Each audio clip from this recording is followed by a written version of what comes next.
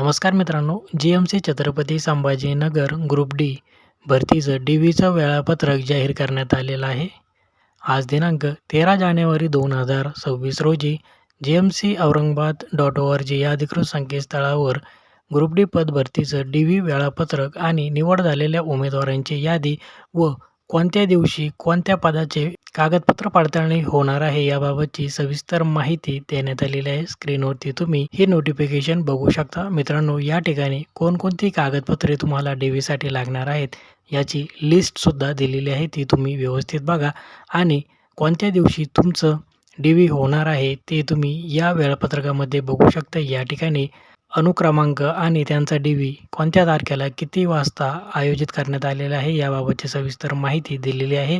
या नोटिफिकेशनची लिंक मी व्हिडिओच्या डिस्क्रिप्शन बॉक्समध्ये सुद्धा दिलेली आहे. तर मित्रांनो, या निवड यादीमध्ये ज्या उमेदवारांची निवड झालेली आहे त्या सर्वांचे पुन्हा एकदा अभिनंदन. आणि जे उमेदवार वेटिंग लिस्टमध्ये असतील त्यांना सध्या तरी डी.व्हीसाठी बोलवलेले नाही आहे.